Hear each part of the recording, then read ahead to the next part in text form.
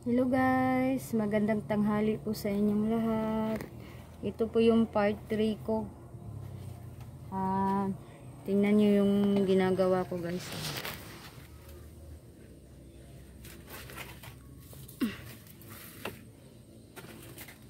Yan guys, napakakalat kasi yan yung mga halaman ko, yung mga bulaklak ko. Yan. So guys, ang ginagawa ko ngayon is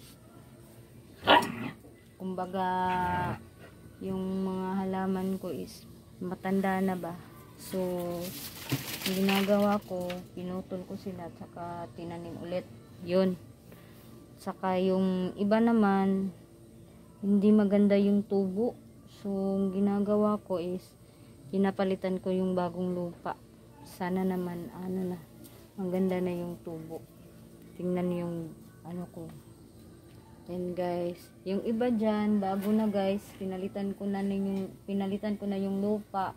Saka ano na yan, bago na yung ugat niya, hindi na yung ano. Yung iba naman, yung kaputo, yung ano niya, kalahati sa mga halaman ko, itanim ko naman para mas lalo silang dumami guys. Ayan guys, yung alaga ko.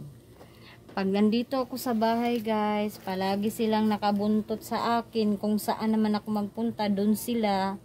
Ayan. Ayan. Si Sol at saka si Yuki.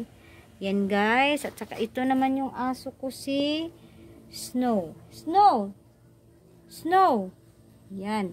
At saka andun naman si Sky sa ilalim ng higaan namin. Ayan. Doon. Madilim. Hindi makita. So guys, ngayon ipagpatuloy ko naman yung gagawin ko kasi tanghali na. Para matapos at saka makapagpahinga na rin ako. Then anyway guys, maraming salamat pala sa panonood nyo ng mga videos ko. Magpo-post pa ako ng maraming videos po. Maraming salamat po. Ito guys, yan. Ano lang yan guys, yung kinuha ko lang yung ano niya, yung ugat niya na matanda. Pinalitan ko rin ng bagong lupa.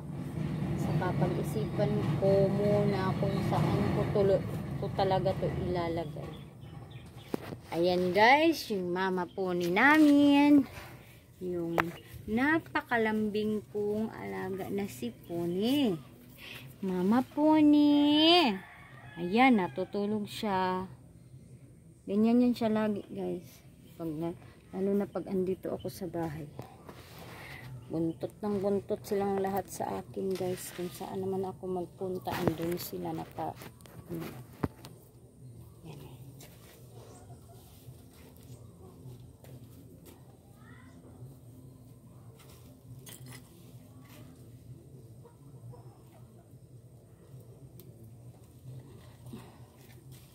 yan guys, ang ganda niya. Ito yung tinatawag na anglo, ano ba yan?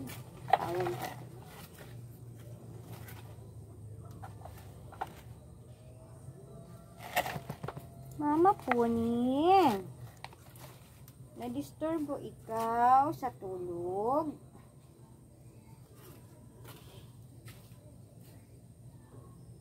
Disturb ikaw na to sa tulog, Mama Pony.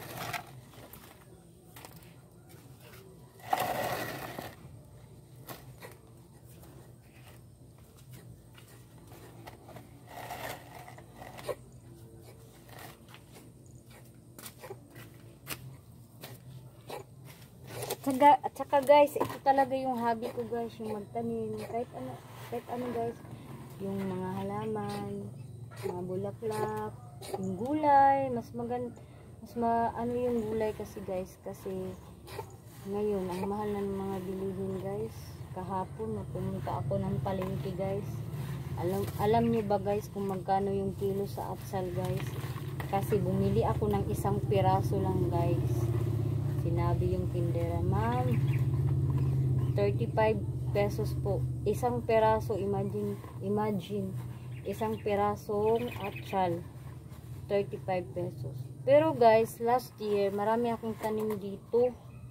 Marami akong atchal, yung bang, mga gulay ba guys, talong. Yung naiwan lang ngayon guys, is yung talong. Meron pa akong talong, isang puno na lang. Yung ano po, yung sibuyas dahon, at saka yung mga sili.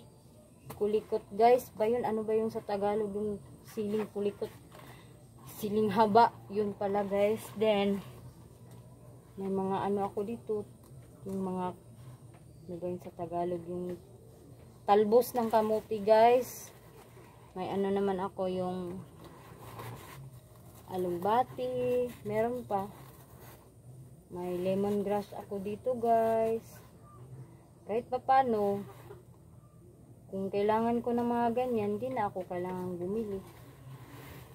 Kaya nga guys, ngayon, panahon ngayon namin, palaging umuulan. So, yung lugar namin dito guys is, ano guys, pag palaging umuulan, araw-araw na umuulan, yung bakuran namin guys is puro tubig na. So, pag ganun palagi guys, yung mga tanim ko na mga gulay, masisira siya, malalanta siya. So, sana naman hindi na to umuulan palagi ba, para makapagtanim naman ako ulit. Kasi, nung dati guys, hindi pa, dami kong kamatis, ang tataba. Araw-araw akong nag-harvest ng kamatis, atchal, at saka ampalaya guys. Okay. Gusto ko na magtanim ulit din. Kaso lang, umuulan pa eh. Parang may schedule, nakalimutan ko na guys kung kailan ako nakapag-start ng magtanim. So ngayon, ang inaayos ko yung mga bulaklak dito sa bahay, doon sa kabila. Pagkatapos nito, pag may time naman ako, yung mga gulay naman din yung itatat ko, kasi maganda talaga yung may tanim ka na mga gulay dito sa bakura natin, kasi makatipid tayo guys pa. Kumbaga, kung sa kasabihan is, kung may itinanim, may aahinihin. Charot. Sige guys, dyan lang kayo guys ha. Huwag lang kayo guys. Busy ako guys. Ayan.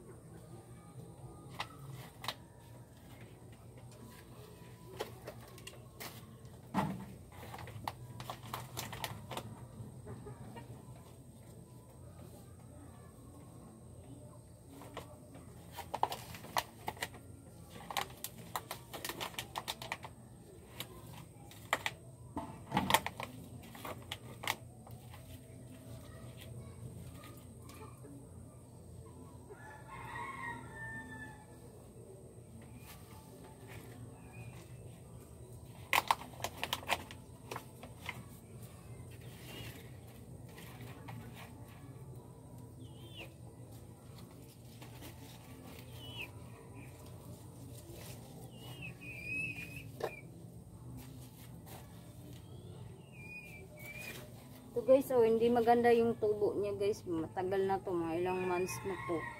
Kaya ang ginawa ko guys is pinalitan ko ng bagong lupa. Sana naman maganda ng tubo nito guys.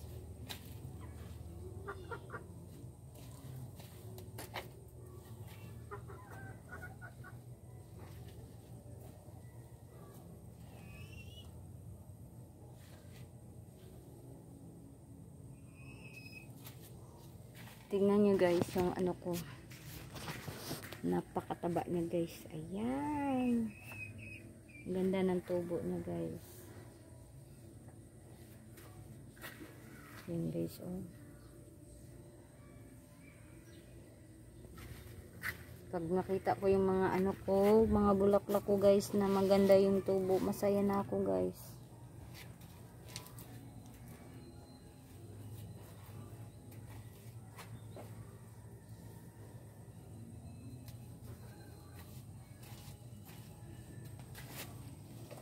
Ganito guys.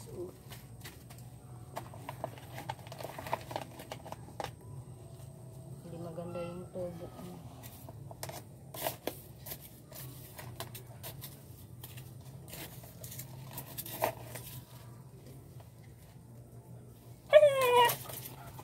Minsanan.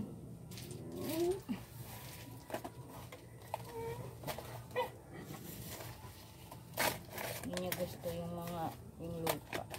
Papalitan ko ng bago guys. Kaya ito guys, yung ganda talaga nito guys. Parang feeling ko mamamatay siya. Hindi ko na kasi napansin yung mga ano ko guys. Kasi yung last year, yung ano, yung month December, napaka busy namin sa laundry. Wala kaming ano, rest day. So ngayon lang talaga ako nagka-rest day guys. Kaya ngayon na ako naka-ano. Ngayon ko na napansin na pangit na pala yung mga ano ko. Tsaka gusto ko sana yung bilhan ng mga ano ba, yung pampataba. Kaso kulang sa budget, kaya yung ginagawa ko yung mga dahon, ginagawa kong pampataba sa kanila.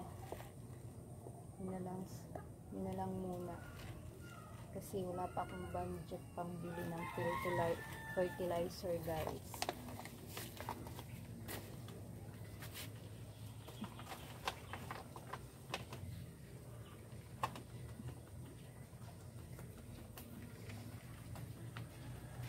Yung iba guys, ginawang higaan ng mga alaga kong pusa. Yung dito oh.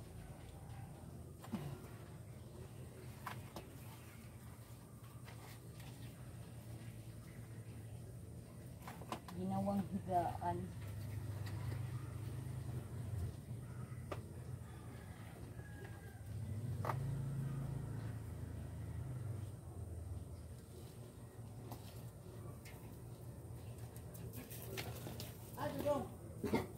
Naman sa hero. Ano man? Ngano man? Ha? Uli to siya mga kuan. Mga alauna. Ha? Muli daw to siya mga alauna.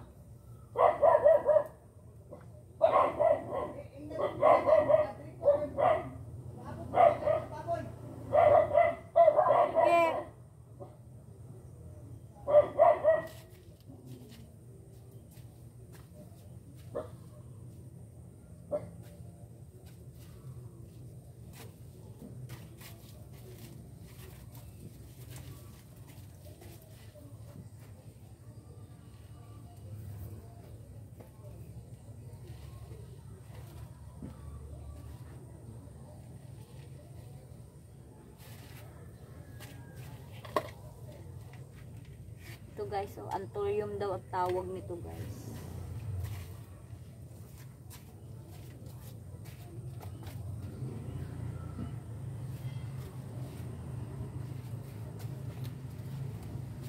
Ito naman yung snake plant na tawag dito is billionaire.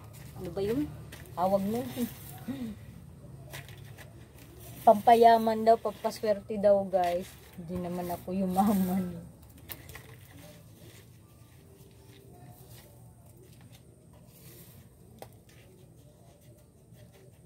Binago ko yung lupa kasi sa tingin ko parang hindi maganda yung tubo din. Nalitan ko yung lupa. Yan guys. Sira na yung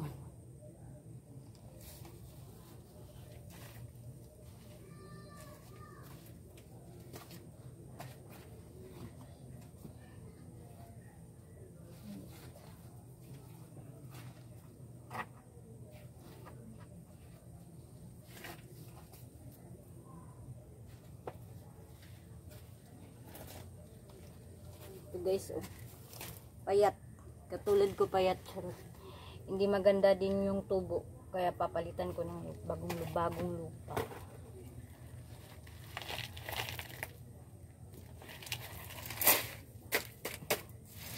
Pag hindi maganda yung tubo, ayun.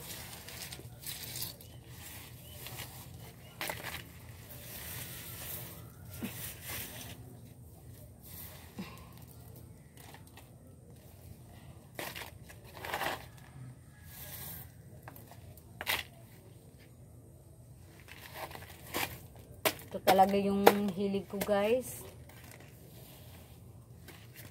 Gusto ko lang yung simpleng buhay.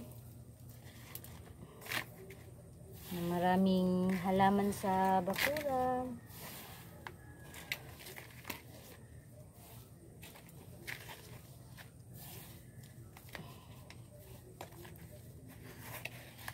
Yan.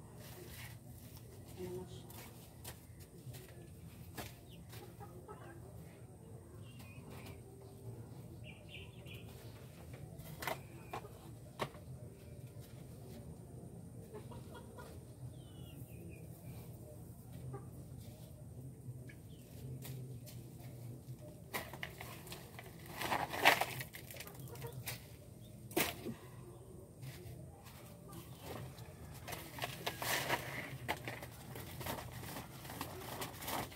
So matanda na. Putulin ko yun, guys.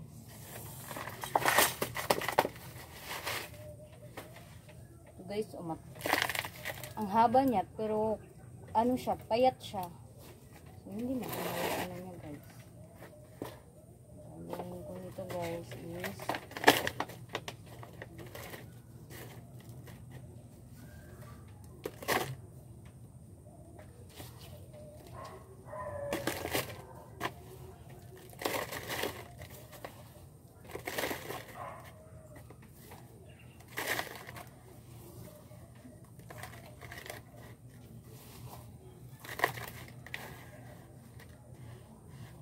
ano guys, hindi ko talaga to sila kahit kung saan saan ko lang ilagay sa bakuran ko kasi bawal silang mainitan yung mga ganitong mga halaman, guys.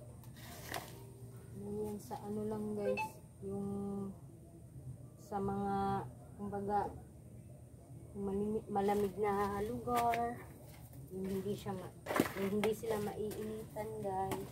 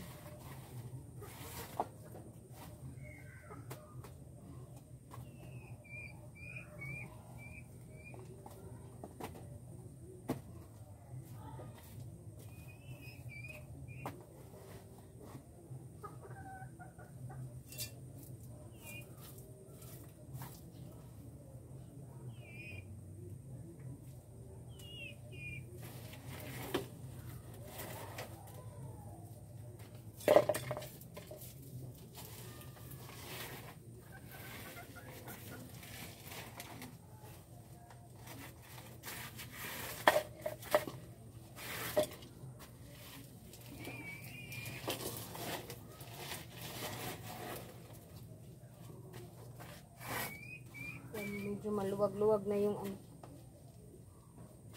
Ito pa.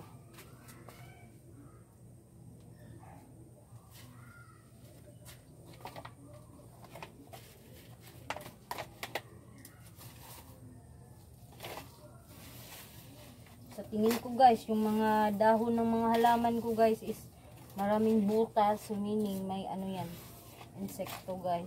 Kaya tinitignan ko, saka pinuputol ko yung may sira ang dahon.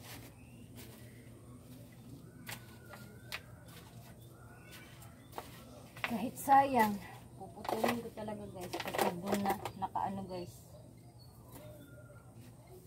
nakadikit yung kumakain sa halaman, yung uod, guys.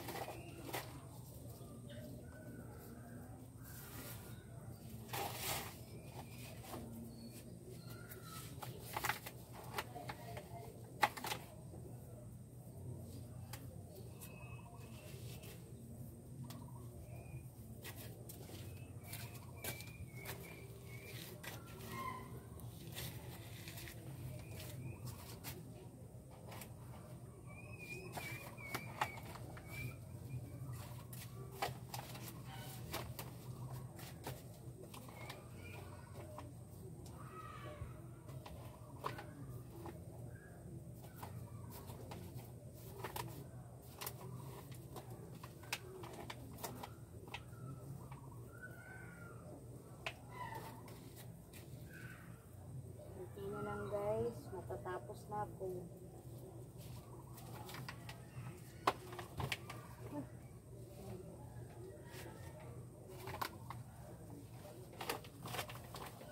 Pagsiksikan ko na lang yung iba guys kasi wala nang space eh. Yung ibang paglalagyan.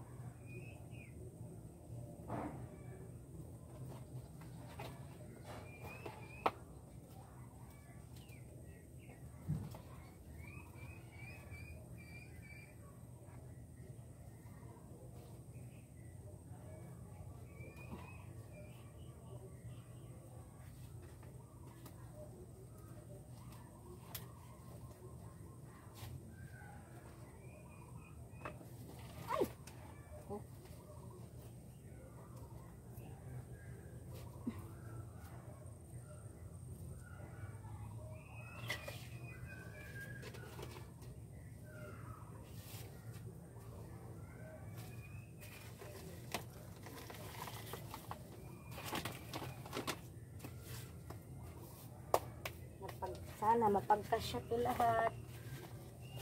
Kasi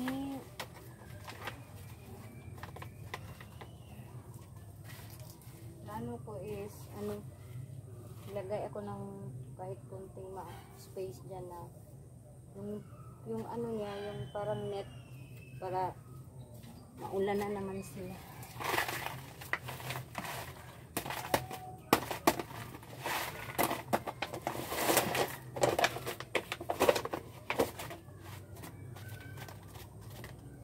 Guys, oh, matanda na. So, ang gagawin ko nito is puputulin ko hanggang dito. Ito yung itanim ko ulit. Saka itanim ko naman din ito ulit kasi tutubo naman.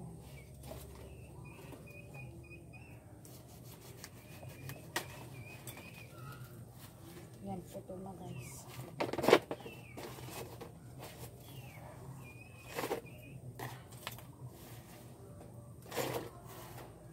Sayang naman pag itapon.